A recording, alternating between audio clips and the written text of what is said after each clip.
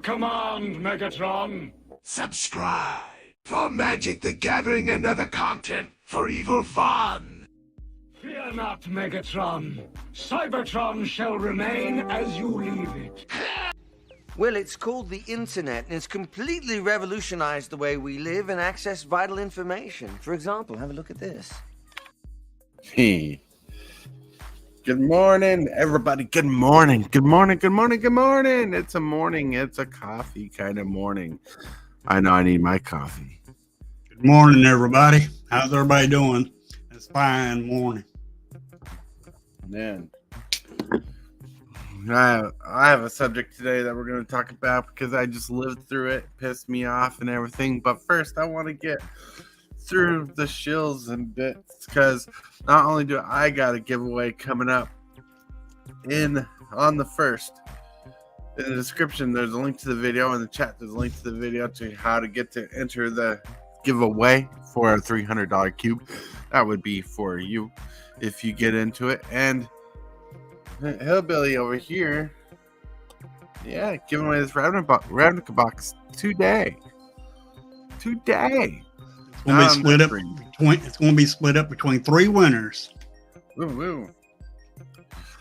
So hello, good morning, Solar God. Woo woo. Welcome.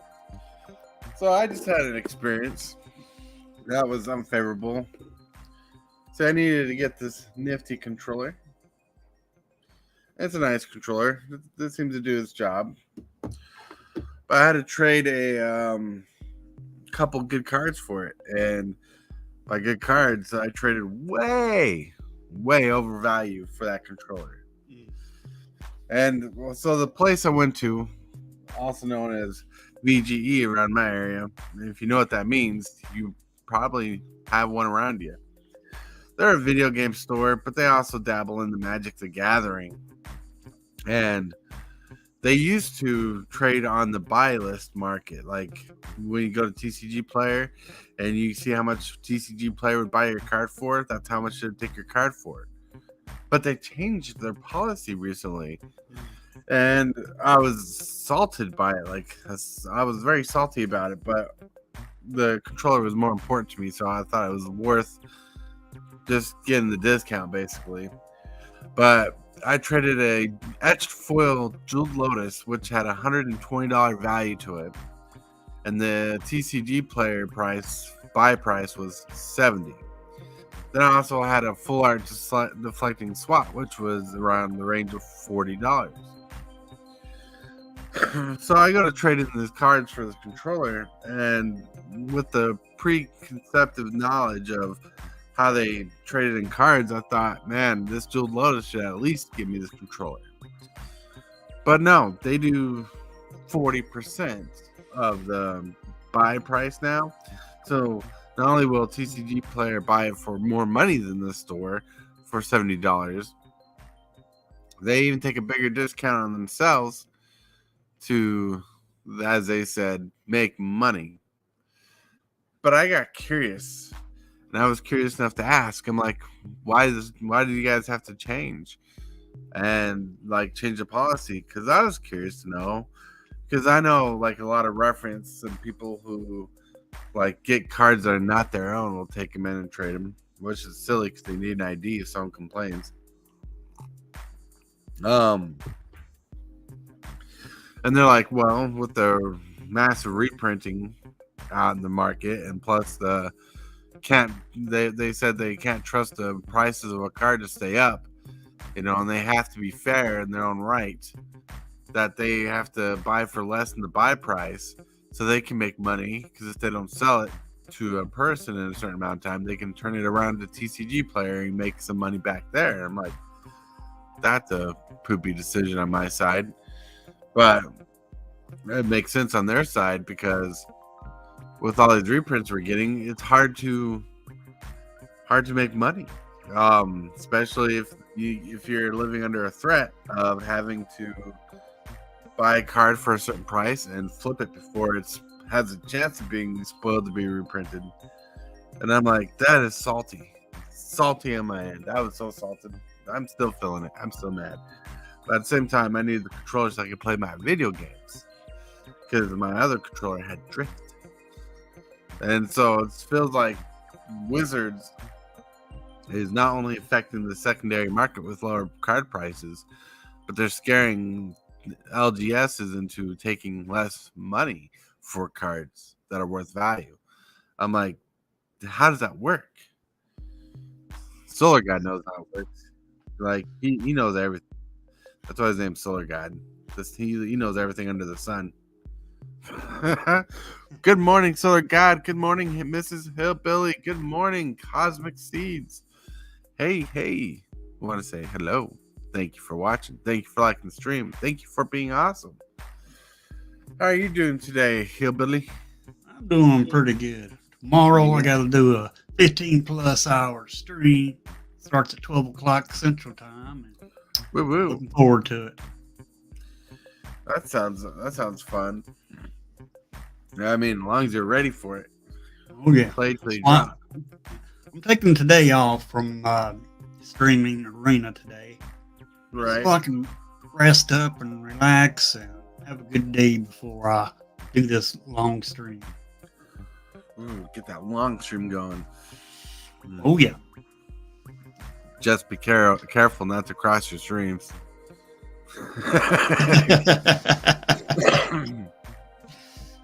Oh man. But it sounds like tomorrow's gonna be a blast for you, especially when you're gonna have people jumping in, jumping out, watching you build and play these decks. Mm-hmm. I got a couple of brews that my viewers wants me to run. I am still taking three craft brews from Wilds of Drain cards in my Discord, and what I'll do is cut and paste those to the arena, my Right. Wizards account, and then after I do that, I'll run the deck, but I will give that person credit also for making the deck. Mm-hmm. I got a few decks I'm going to brew up myself. Right. Decks are amazing, Oh, yeah. especially when they run and when they're in paper. Mm-hmm. I like paper decks for sure. Sorry, my cat was licking the floor. I'm like, why are you licking the floor? That was strange. I would get back into paper, but there ain't nowhere to go for me to go to play. Right. Yep. Paper magic. Gotta have people to play to have fun with it. You can't just play against yourself all the time. Right. I mean, if I wanted to go to my LGS and play game of standard, they do not offer standard. They'll offer, pre-release. They'll offer commander. Right. That is it. And I'm like, where's the standard play at? Right. I'm a standard player. Where's the standard play? Right. If you don't offer standard, why should I even, try to make a standard deck? Right. Play it? Well, That's why I play arena. Kind of struggles in the paper department because since the most played format right now is Commander, you're kind of stuck with the Commander format as the most popular way to play Magic. Which I kind of miss the days when it was more of a more of an obscure format. Mm-hmm. When I first started playing back in 2016, I Right. could go to my LGS play standard all day long. Oh yeah. But now, That's how it used to be. you can't. That's all Commander. Yeah. It's all Commander. The 99 singleton format plus that one extra rare. That one extra, well, it doesn't have to be rare, but legendary. That commands your deck. And, the nice thing about Commander is you only need one card per deck. The problem with Commander is now single cards cost a lot more. And for like the really good cards. But like then the cheap cards are cheap And some people, I knew a guy who used to be able to judge the power level of cards based on the price of a card. Now he has a hard time with that. But now he play tests. Poor guy has to play test. Now he actually gets involved with the format. But Standard used to be a living, breathing entity of Magic. It used to carry it places. Like, what I miss seeing on YouTube, and I think they stopped doing it on YouTube unless they might have changed their ways of thinking, is having their pro tournaments on YouTube. I loved watching pro tournaments on YouTube with Standard, Modern Play, and all that jazz.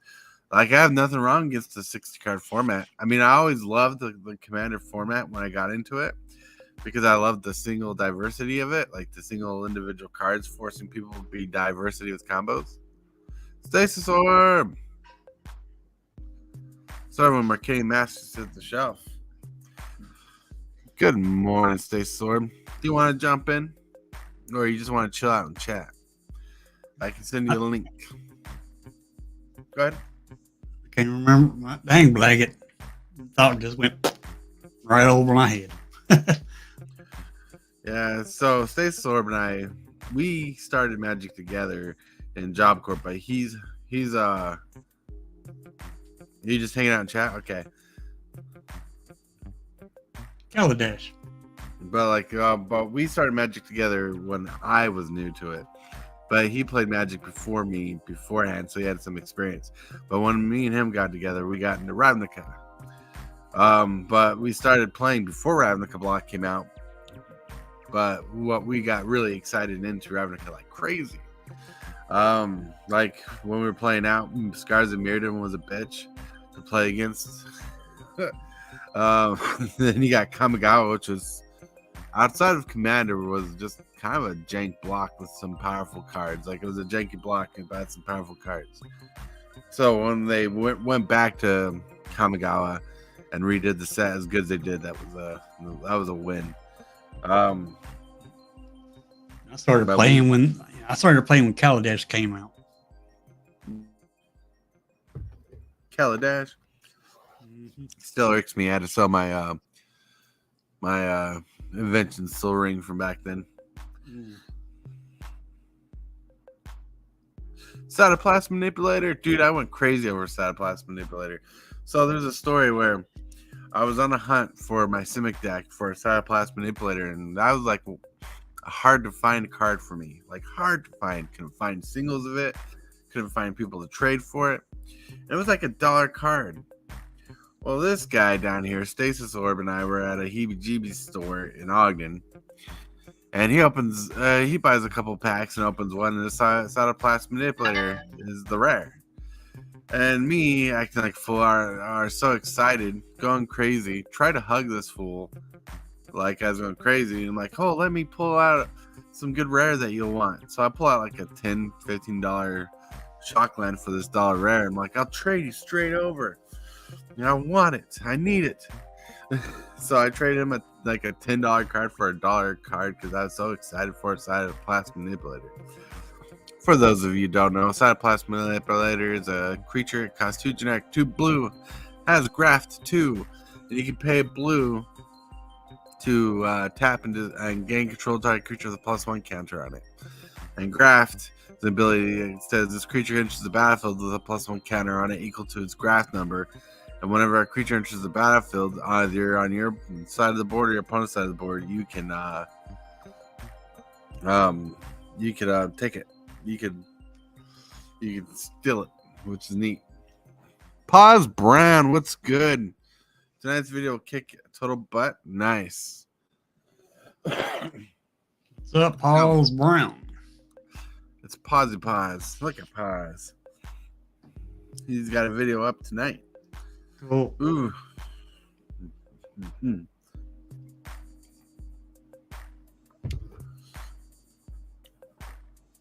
I call out a pull and it's totally amazing. Nice. So you open product and you call out what you're pulling. That's nice. So, I mean, have you ever had one of those nerdy moments where you opened something you were totally excited for? Yeah. Yeah. What was that like? Oh, it was sweet. When I first started playing, I didn't know what Planeswalkers was. And I pulled out I can't remember what Planeswalker was, but anyway, I got a pack and I pulled out a Planeswalker. And oh man, I was so excited just to get a Planeswalker out of a pack that I bought Nice. at a LGS. So you really just cared about that it was a Planeswalker. You didn't care who it was. Right. Nice. Planeswalkers were the coolest. They were cool, new, fun. They were exciting. I remember my first Planeswalker. It took me forever to pull a Planeswalker, but my first Planeswalker I pulled was a Jace, the Mind Sculptor, which I pretty much immediately gave to Stasis Orb. Long story short, I pulled a Jace, the Mind Sculptor. Oh, since Orb, I was born and open to Primeval Titan when M11 was out. Hello, yeah. Time capsule. What's up? What's up, Time Capsule? You know, there's this time I remember this kid. So Stasis Orb and I went to a lot of pre-releases together. And this kid had like a god pool. And this was one of the stories where skill of the game matters. But like he had a over your pulls of the game. This guy we played had pulled 2 Prime Evil Titans in a sealed pack, 2 Prime Evil Titans, a Grave Titan, all the cards to support it, some good removal, like amazing removal, and good ramp and good triggers for his landfall. Mm-hmm. Failed to win the match. Failed to win the game, which is sad because his pull is so epic. He just didn't know how to play the game. It's one of those new moments. And I'm like, I hope this guy learned from this moment and got better at Magic and didn't fall out of favor because his pulls are insane. But Sad Robot 2. Remember Sad Robot. Yeah, Sad Robot was in that set. Yeah, remember that was the first time you got into painting cards. Stasis Orb. Yeah, like the Sad Robot. Yep. I wish they would make a 3-mana version of him nowadays. I think that would fit. Oh, yeah, I'm guarantee it would. But so many good things. The cards I called out was the card I needed for my Commander Master's Sliver deck. Pause. You're giving away too much information. Pretty soon you just be telling us what the card was. Then if you tell us what the card was, then we wouldn't have to watch your video. Don't do that. We like watching your videos. Well, they did make another spoil Sliver on the Secret Lair. Yeah. They revealed a Sliver. I think it was the first Sliver. Pete Lawson, what's going on? What's up, the Lawson 72? Welcome, welcome. Welcome. It's an hour long tonight. Yeah, the wife is home, so I'll see how long I can be with you. We're going to be having a good time, chilling. Because she doesn't work tonight like normal. So my free time is going to be, it's going to be with her. Boom, boom. That's understandable. Yeah. But right now she's sleeping. Yeah. Oh, yeah, I got a cat right next to my foot. Yeah. There you go. Move around, cat. There you go. This will be an hour long. That's pretty cool. My dog's afraid to come in my office when I'm streaming. Camera shy. So back on the wagon of things. I know we're just chilling, but like one thing like I said, this whole experience, this whole experience with the market crashing the way it is, or not crashing, but the market value not being able to stay stable with a price range of cards, because of reprints and overabundance of cards in the market, that I think it's, hey, saying hi while I'm break, that's awesome, DeLawson. I appreciate it 100%. With the crash of the market going on, when I say crash, because it crashed my heart, okay, with the cards not being stable in price, it's really rough when your businesses can't trust the market to keep the price up to sell a card for the value that it's worth. And some of it's kind of shady. That's how I feel about it. But some of it also makes sense. I'm like, well, why would I want to trade good money for a card and lose that money? You know, like, I want to say the experience salted me, but it really opened my eyes to seeing how the trade market's going, because that was the biggest thing I had to rely on, was the trade market. Get good cards, and you can trade them for other cards. Yeah. Well, since they're making all these reprints, that's hurting the market. That's why they don't want to give you much money.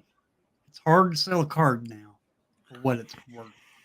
Right. Anything close to what it's worth. So that's one reason why you got a card, just hang on. You just want to hang on to it, although it's going to drop. It is going to drop, but since they're reprinting everything, it's going to make it so hard to try to sell it. Right. You pretty much cannot sell anything that is magic together. Yeah, it was just a crude awakening when I traded $160 worth of value for $50. Yeah, you know, that's the crude awakening. It's like the controller I needed for the console, right? So I was willing to accept the loss a lot more favorably. Like, I was willing to accept the loss if the cards just got me the controller for free straight out, because the value was there.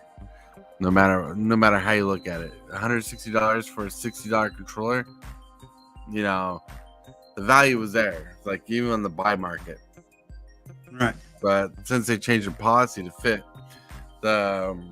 the unwavering, unstable prices of the market, put it out of my favor. So when I made the trade, I took the loss twice. Not only did I take the loss for the price of the cards, I had to pay for the loss. Because, like, luckily I had $2 in credit from my previous trading from before, and that was before they changed the policy of their trade-ins. So I ended up paying $8 for this controller, which is neat. But there was a possibility that I wouldn't have been able to get the controller. Paz says, I'm up in the air ATM with the market, because look how great those cards in Commander Masters has helped many folks get the cards they've been needing for decks. Well, we're not dogging on the cards. We're talking about the trade market is harder to deal with, because the trade value, not only is the trade value being struggling with like your LGS, that they're taking less money than even half the price or a third of the price. It's ridiculous. Reprints are good. What's up, Prime? I did send you a link. Reprints are good, so other people can get the cards. I agree with that. Right. But also, it hurts too. Because if, like, let's say I needed a certain card, and and say it's a $20, $40 card that I cannot afford for myself. Right. They reprint it, and it drops down to like $10, $5 to $10. I can get that card that I need Right. now. Yeah, I'm not. That's good. I'm not But- against reprints and cards being cheap, by no means. But if you try to take that card and sell it, you're not going to get the value out of it because it has Right. been reprinted. Right. I'm in favor of cheaper cards. Don't get me wrong. My whole thing is looking at how the cheaper card market has changed the trade-in value. I mean, what if I went in and got the $70 I was hoping to get, and got $70 worth of penny cards, like cheap cards, right? How fair would that have been from them to take from them that way through trades when they're making no money as a business, because trading cards does not pay their bills. Right. It's understandable too. Right. That's my point. Why it makes sense to why they had to change the ways they're doing it.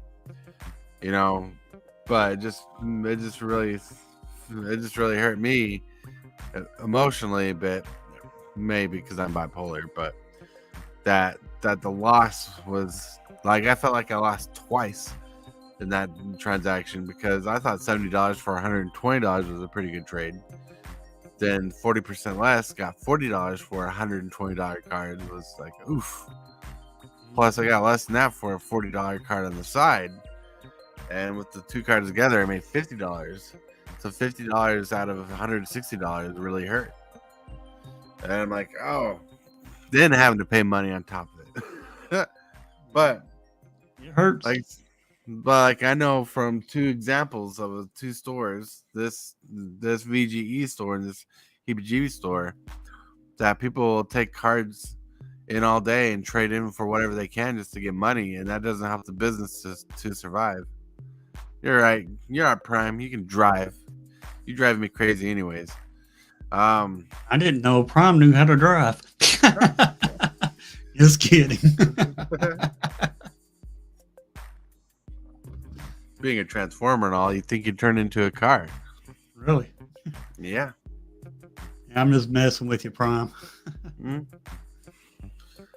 But so the question that gets in is like how the market's being affected by the reprint value. Like I said, I like cheap cards when I can get cheap cards. I love cheap cards. The reprints do not upset me. But it's what affects me is seeing the ripple effect, what's happening in a physical, real life manner, where the unstableness of the market is shifting the trade values on cards, because they can't trust the card to keep in price because Wizards reprinted so many cards so fast. Mm-hmm. I mean, that's the problem right there. They quit printing. They do the reprints. Yeah, that's good. But slow down on the reprints. Don't reprint them so close. Right. Let the cards get some value before you reprint to bring that card down. I think if they did that, I think if they did that, that would help the market. Right. They're not caring about the market. They just want to reprint. Set after set. Well, here's the curious question, right? Say Wizards don't give a F about the secondary market, and they reprint the value where cards are just cheap and all accessible, right? All accessible to us, which we love, because we love cheap cards. But what if it comes to a point where a store can no longer support the secondary market by selling cards because it's not profitable? Right. You know, like a lot of the trading card stores, the local game stores I know, do not rely on Magic for their main income, so that's good. But at the same time, if they can't carry the product, or they shouldn't carry the product, maybe is the right way to think about this, because it doesn't make them money in the long run. Why carry it?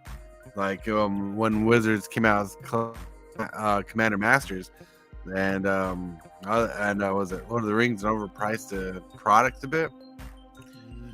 Like, where did the product get valuable when the cards in it were worth less than the pack? I mean, I got lucky with my pulls. Don't get me wrong. My pulls and my 2-packs were insane. Between the 2 packs, I made the money back on those 2 packs, and I wasn't expecting that. All right, let's see.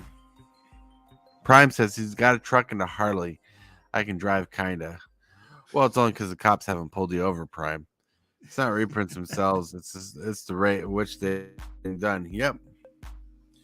That's what the store owner was telling me is why they can't trust the markets, because they're reprinted so much, so fast lately.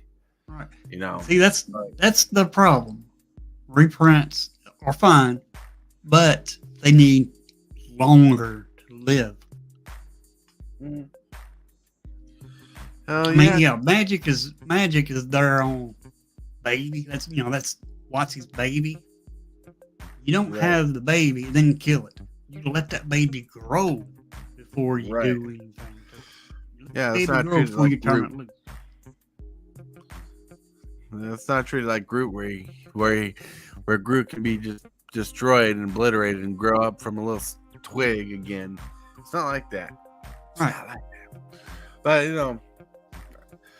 no, I trade with people with cards when I can. Like, trade from person to person when I can, because it's best to do that. But the best way I can push cards on the side when I need some cards or something else is to go through my trade store. That's the most effective way I can do it at my end, because I don't have many people to trade with here. Then I did have the Lotus up for about a week and a half before I took it down for trades. Even had a list of cards I was looking for. But when my controllers started having drift, I'm like, well, my brain's like, I have a quick and easy answer for this without having to ask the wife for $60. I could trade it in.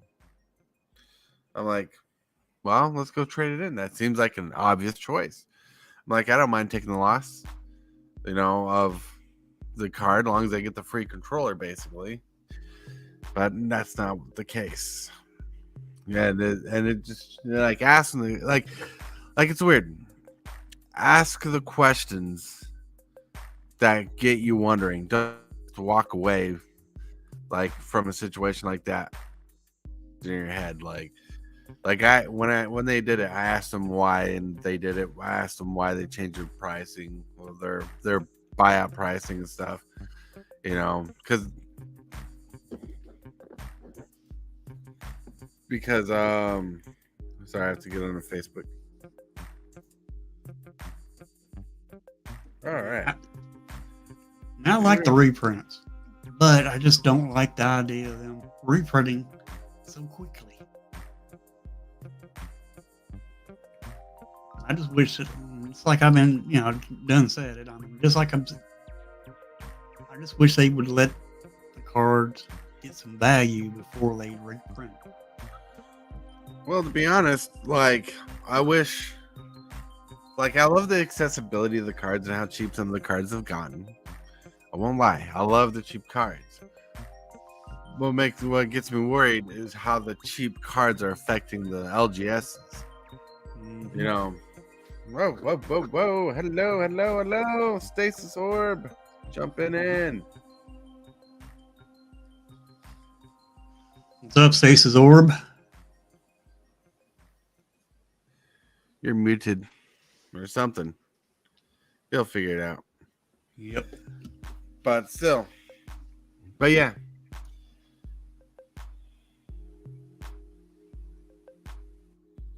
Sorry. People just messaged me all of a sudden. All right. So, there's a lot going into it. There's a lot going into it. That's a good point, Prime just said. If there's no value, then there's no collectors. For sure. So the LGSs are the ones suffering more than us right now. And if the LGSs suffer even more, then we'll suffer from getting our fix, because we're not always going to Walmart to buy cards. Right. Mic check.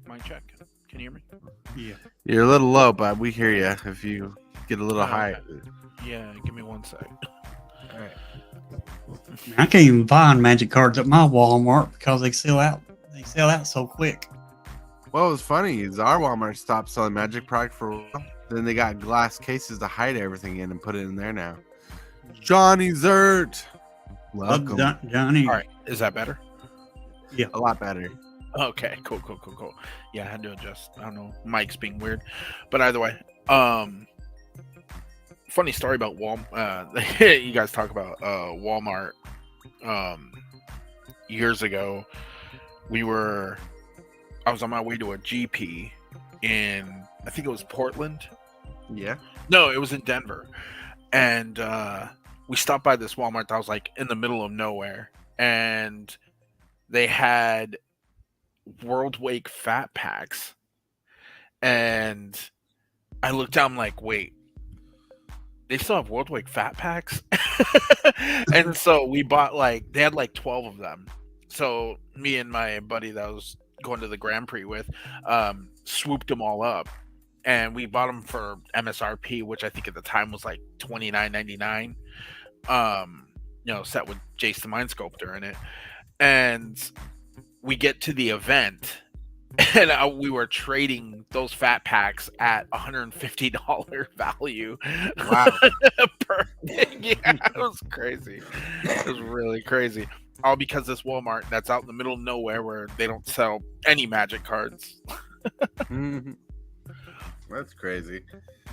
I remember when you, James, and Tyson got in this whole thing about trading up at events where you take cards and then you start with a low value card. Yeah.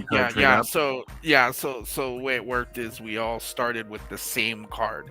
Tyson thought that I could out trade James, so he gave me and James a full art foil lightning bolt, the promo one, and he was like, "See what you can tell me what you could trade this into."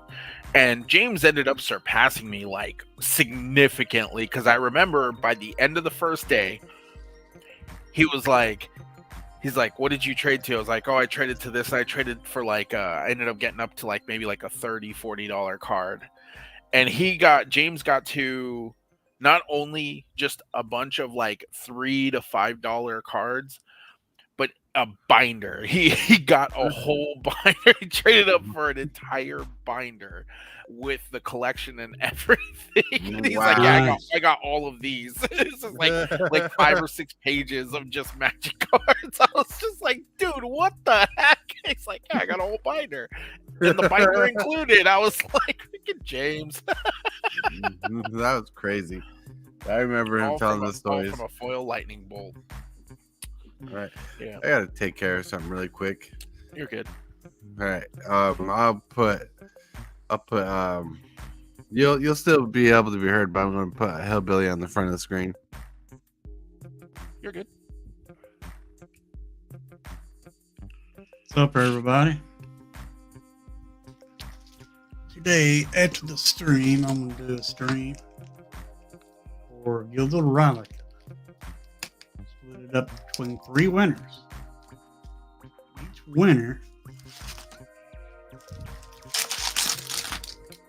will get a whole stack of cards.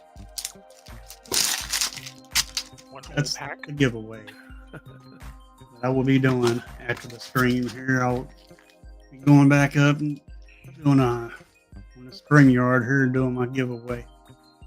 Absolutely. Be sure to like and subscribe to Hillbilly. Yep, the link is in the chat there to join the giveaway. And you also got to be a member of my Discord so I can get a hold of you in case you win.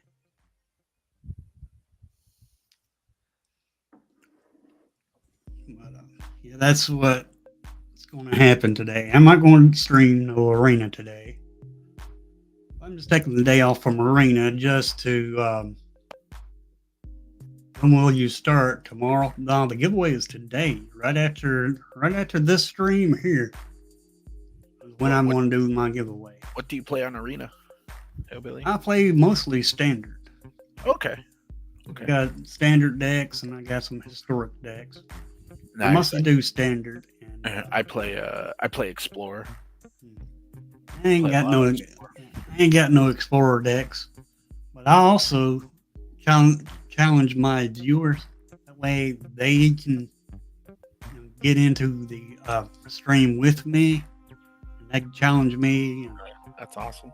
vice versa. That's the way I do my streams. It's a good way to do it. Interact with your community. Exactly. I interact with my viewers every day, 2 times a day. That's awesome, Prime. You're growing. You're growing. All right. So, yeah. So, not only does I have a giveaway on the 1st that I'm going to be announcing who wins, but today, Hillbilly gets a giveaway he's going to announce on his stream after this stream, which will probably be like half an hour after my stream because he wants me to join and I got some quick stuff to do before then. But that'll be awesome. That'll be awesome. He's going to be giving away Ravnica packs. Yep, 3 stacks. 3 stacks. Yeah. Sorry. So a cat decided upchuck its last meal, so I had to take care of that. That's why I had to leave. Yeah, cats will do that. Yeah, they will. And yeah, I still kiss them on the head like they're cute, but they're really disgusting. They can be. Sometimes my dog eats so quick that he does. Yeah, He don't chew on his food. He just gobbles. Right. So you like Explorer? Like I feel like if I got into a format, I was able to get into a format like that, I'd get into Explorer a lot more than Standard because all the old cards and all the synergies are there. Vintage, no, that's just out of my pocket range no matter what. With the Explorer, what they're trying to do in Arena, try and bring Pioneer to Arena with Explorer. Yeah, I think Explorer has a lot more options. I don't know. I play on Arena a lot. Ever since I've been moving around so much, I don't really have the time to find an LGS or anything I can consistently go to. So Arena's my best option outside of MTGO. But I'm really loving Explorer. Just having the extra options of older cards and so on and so forth. It's just been really nice. I'm actually a legacy player at heart.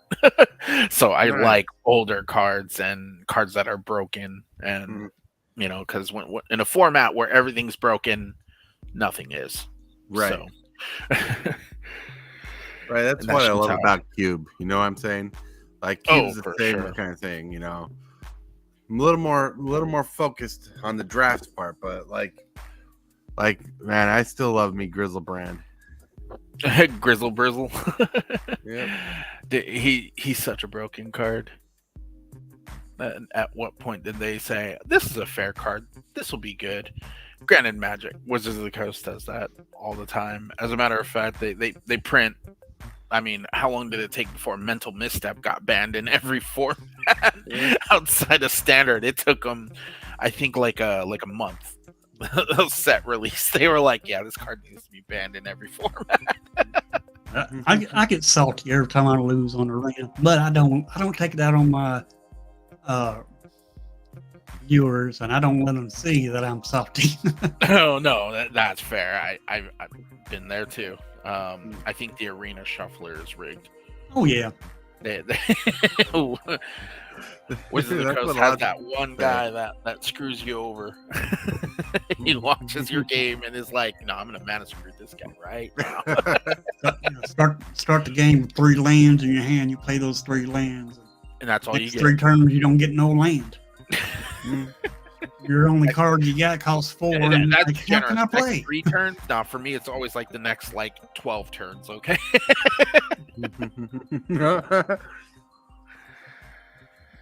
Yeah, the Arena. It's like when I tried playing some games on there. with my deck. I'd start with like a 3-land hand. It's like that's enough land to play your entire deck. Here are your 4 and higher cost cards. Oh yeah, for sure. It's notorious for.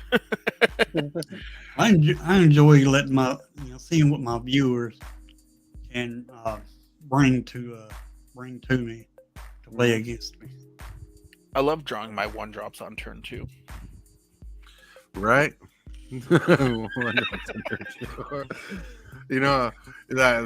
kind of reminds me. So a long time ago, story between Stacey Orb and I, the new Andrew Garfield movie came out, The Amazing Spider-Man 2, and I was so excited for it because the first movie was pretty good.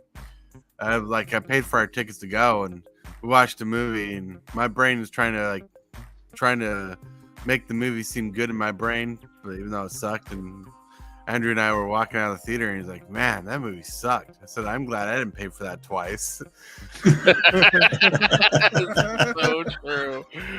So true. Oh my god, I've done that. Oh my gosh, I've had. What was it? It was Transformers 2. My buddy James wanted to see Transformers 2 in theaters, and I think I watched it with you, if I recall. But I didn't like it, and I nearly and maybe it wasn't you. I forgot who I went to go see. Either way, I remember halfway through Transformers 2, I fell asleep during the movie. And then James wanted to go see it so badly. He's like, "Dude, we have to go see this movie." I'm like, "Dude, it's not good. It's so boring. It's so long. It's not worth it." And then we go and see the movie because he bought the movie tickets. And then we went to go watch it. And same thing happened. Halfway through, I fell asleep. And I woke up and the credits were rolling. He was like, "Cool, dude, let's go." And I'm like, "Okay." So we end up leaving, walking out of the theater. And he looks at me. He's all like, "Dude, why didn't you tell me how bad the movie was?" I was like, "Dude, I told you from the beginning the movie's bad." why would you waste your money? Well, the first movie was decent for what it was. The second movie kind of flopped. The third movie was all right. Fourth movie sucked. Transformers went on a spiral and just got worse. To the point where one of the later movies had a 30-second beer commercial installed into it. I'm like, when they're panning across beer cans over the road for 30 seconds. Look, it's James Cameron's way of just explaining a movie. There's no storyline. It's just explosions everywhere, and that's just kind of how he rolls. So you mean Michael Bay, not James Cameron? Or Michael Bay. Sorry, Michael Bay. Yeah, it's all about just boom, boom, boom. It's just explosions, explosions, explosions. And you're just sitting there "You gotta be kidding me, dude!" Nobody wants to watch just explosions all day. Caustic. Jeez. The best part of Transformers is Megan. No, the best part of Transformers, Caustic, is that they got the original voice actor for Optimus Prime, Peter Cullen's, in there. And you better understand how amazing that is. Peter Cullen's, man. Guy's still alive, kicking and still doing voice acting. Guy rocks. I can't believe Bob Barker's gone. Yeah, we lost the legend. Well, I read a comment where he said Bob Barker lived long enough to being right under a buck. What a legend! Yeah, it was lived close enough to $1 without going over. Yep. Oh, Bob Barker, remember spay? What was it? Spay and neuter your pets. Yeah, spay and neuter your pets. Then you had the Bob Barker shoes for inmates. Yep. He did a lot. Price is wrong. The price is wrong, bitch. That was Happy Gilmore. Happy Gilmore. And explosions. Best part of Transformers Megan. And explosions. No, dude. I remember when you, I, and a certain other guy, I should not mention his name, went to watch the Transformers movie. We were the first one, and we were all excited for it, and it did well. We had a good time. First one was fine. I thought the first movie was good. The second one just was so long and boring. It was just like it was painful to sit there and just watch it. Like it's just a snooze fest. Right. That's pretty much like the franchise right there. It's long and boring. For sure. Michael Bay it was like what was it? What was the ratio I broke down? It was like 75% explosions, 10% storyline, which was 85, and then 15% of Megan Fox. And that was the entire Transformers movie. What is it? Well, I'm really digging the Bumblebee series now. Like I really like the Bumblebee movie. If you haven't seen the Bumblebee movie, it's like the one focused on Bumblebee. That was actually a pretty good way to do a Transformers movie. Chevy. Then I still have to watch Rise of the Beast to see how that was. I got good reviews off that movie. Seems like they're trying to actually make good Transformer movies and more than just cash grabs right now. So I'm hoping. Oh. Is Michael Bay still directing them? Nope. Good. No. There'd be explosions, women, and bullshit all throughout the movies. That was the case. I mean, no, like it started like Michael Bay got really popular for directing when he first did The Rock. That was like his breakout movie for being a good director. If you remember The Rock with Nicolas Cage and Sean Connery. Yeah, that's a great movie. That was a good movie. You know, but like when money talks, he just gets sloppy. How many contestants do you think Bob Barker invited back to his place for croquet? I do not know, Caustic. That is such a random question.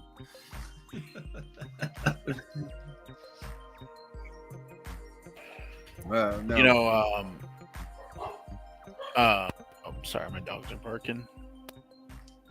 I don't know if you guys noticed, but Vanna White got famous because of Price is Right. Probably. Believe it or not, she got her job on Wheel of Fortune because of Price is Right. Mm-hmm. The director saw how attractive she was, and offered her a job on the Price or the Wheel of Fortune, and she became the face of Wheel of Fortune. Her and obviously Pat Sajak, but yeah, really crazy to think about that. He's supposed to be. Yeah, I heard that Pat Sajak was supposed to be retiring soon. Yeah. I guess they have.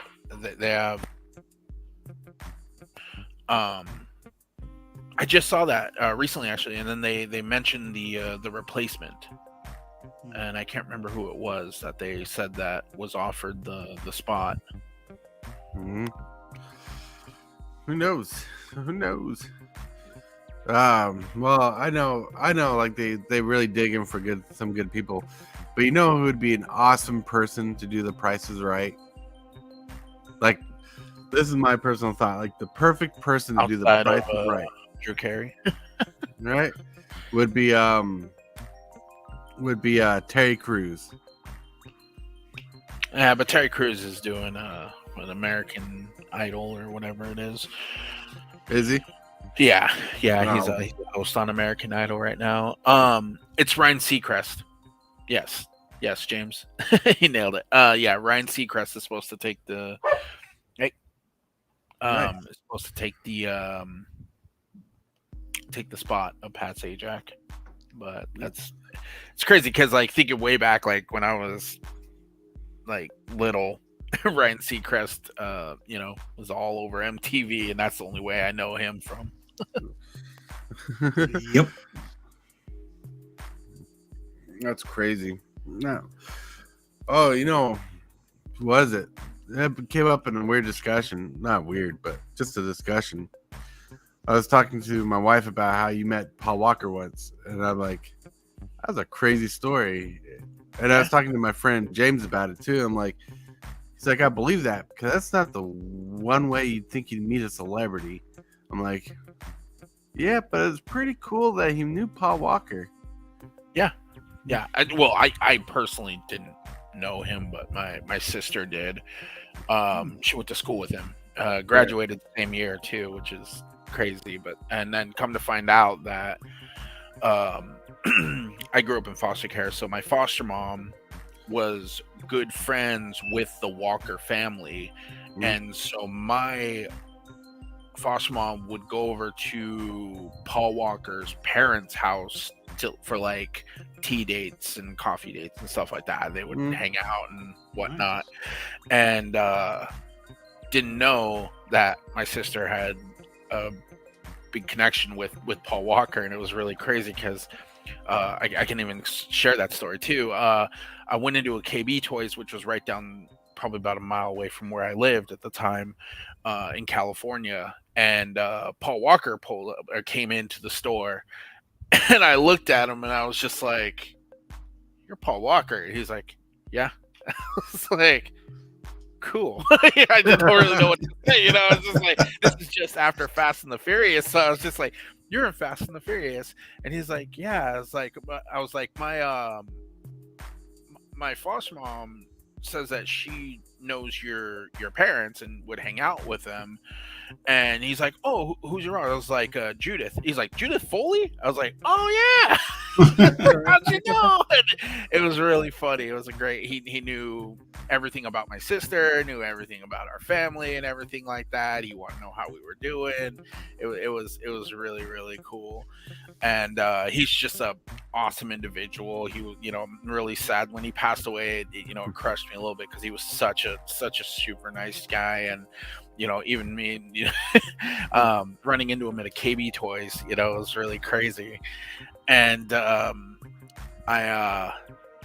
he showed up because I told him that my sister was having a birthday party, and so I told him, you know, you can swing by or whatever, say hi, and he ended up doing it, and my sister just absolutely loved it, was ecstatic to see him, and it was a cool little family moment. It was a lot of fun. But yeah, it was cool. It was a cool experience. Never will be able to experience something like that, but again, right. But it's pretty awesome, like how that worked out.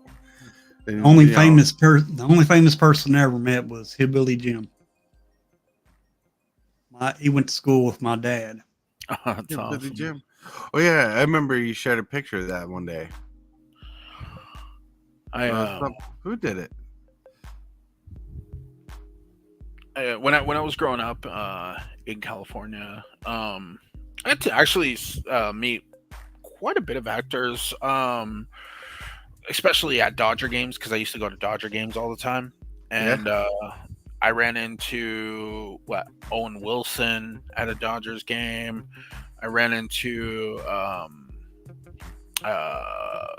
Vince Vaughn at a Dodgers game. There was quite a bit of actors that would go to Dodgers games. It was quite funny to see them there. Vince Vaughn was actually in the line because I was getting a Dodger dog and a soda, and Vince Vaughn was in the line behind me. Somebody recognized him, and then all of a sudden there was like a crowd of people asking for his autograph. I felt so bad. I was like, man, it must suck to be out in public like this and just get bombarded when someone recognizes you. Oh, it was quite funny. It's really a thing to feel bad for being famous. Oh, for sure. I mean, they're just normal people, guys. Like, don't need to bombard them. They're enjoying the game just like any human being would be. Right. Like, but I think one of the goofiest characters I got to ever run into was Jay Leno. It's probably the coolest person I ever, like, funniest person I ever got to meet in real life. He was at a gas station. He was filling up his steam engine with water, and he was out there hand cranking it by himself because he was driving to work or whatnot, and like a lot of, you know, not a large group of people, but small handful of people came out, and we're all talking to him, and he's like, "Yeah, this is a steam engine. This requires this." Explained the whole details of it. It was quite cool. It was really, really cool, dude. Very funny. But that was a cool interaction I got to have with Jay Leno. That is very cool. That is very cool indeed. I mean, fruitful life right there. Oh, I mean, the most famous person I ever met was Andrew Scott. Andrew Scott. Well, when he becomes famous, I could say that. Look him When up. he's There's a famous Andrew Scott out there. You remember I showed you the video? That's how we Yeah. found him. Yeah.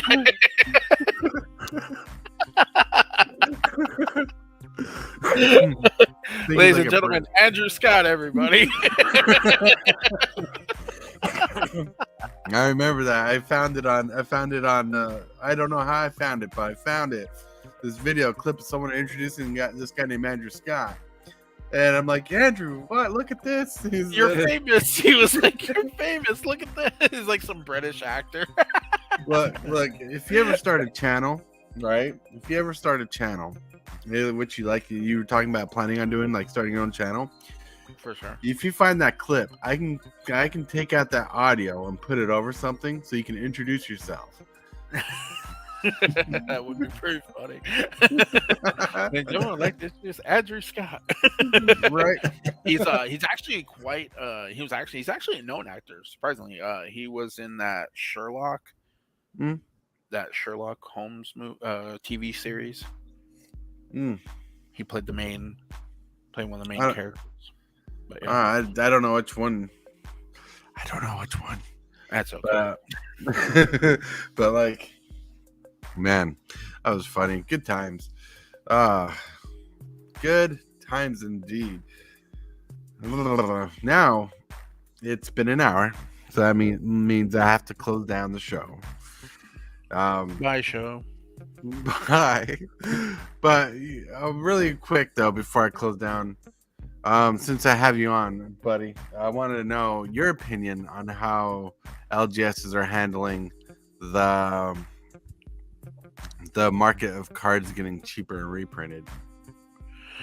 Well, I think reprints are important for the community because it makes cards affordable, but it just depends on.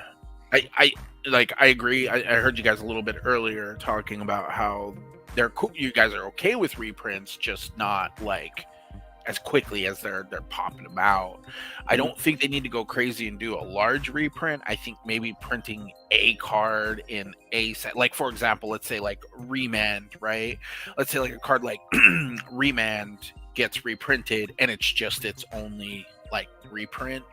I think something like that is fine. I know Wizards of the Coast have done that from time to time where they're like, oh, we'll just add this mythic that everyone's been asking for. I mean, I like look at Thoughtseize. You know, Thoughtseize I felt like really fell into that category of like, you don't see this card, it's very rare, it hasn't been printed a lot of times, but they're adding it to this set. That's cool. We're glad to see it again. And I think that's the direction Wizards of the Coast should take, rather than just printing an abundance. Because I think it's the next set or whatnot. They're coming out with the Walking Dead cards as real cards. Mm-hmm. And that's kind of odd. I was like, why? Like that could have just stayed as its own thing. And now the Walking Dead cards are plummeting because of, you know, they're like, oh, they're just reprinting them as actual cards instead of, I don't know. It's very, very weird. I agree with Hillbilly there saying that, you know, we don't need to reprint cards so quickly. It's good to have one or two come out every so often, but having an abundance just like, oh, we're just going to overhaul this. Yeah, no, that's not the direction it should go, especially when people are trading cards. I mean, back in the day before Khans of Tarkir came out, I bought all the fetch lands and it cost me almost $350. And then Khans of Tarkir came out and the fetch lands got reprinted.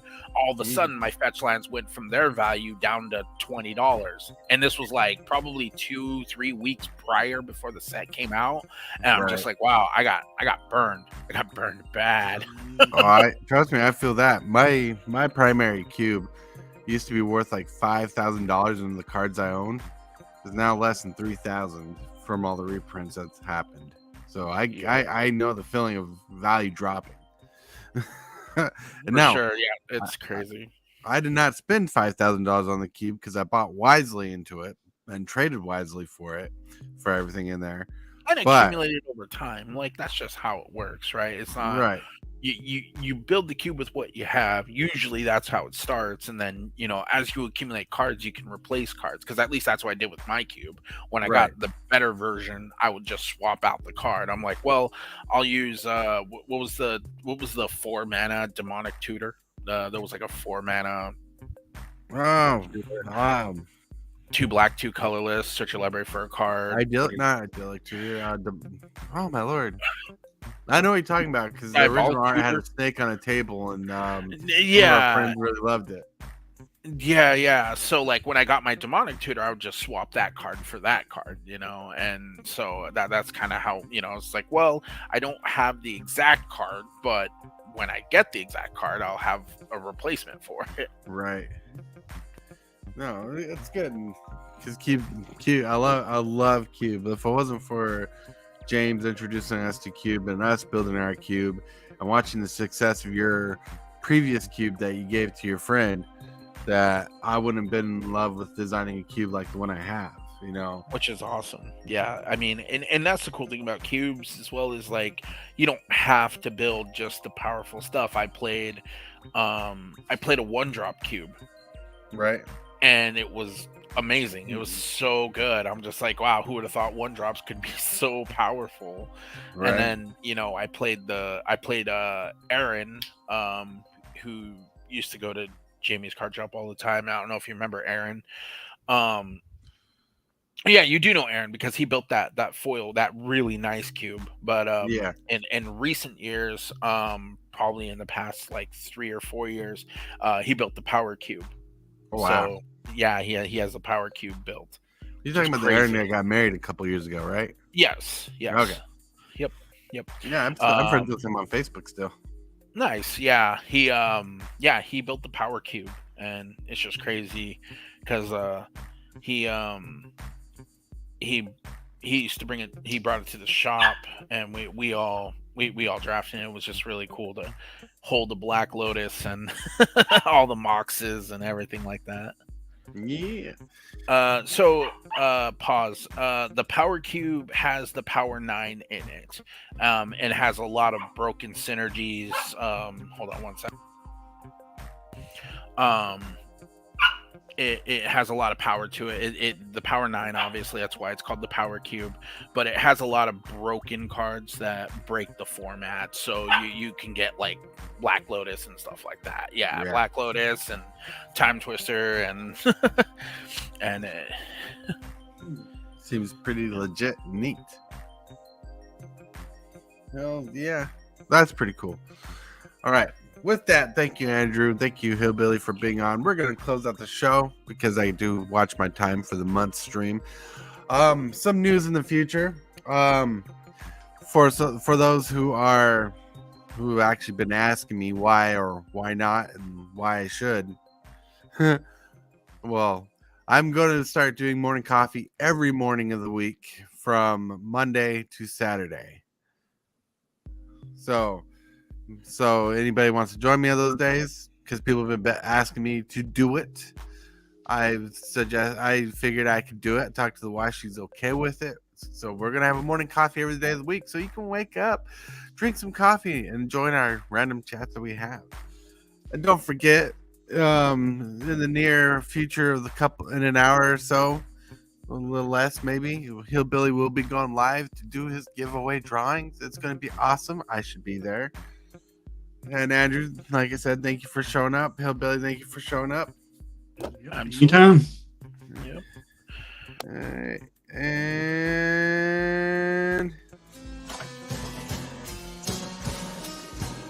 my fellow Decepticons, hit that like button for my sake.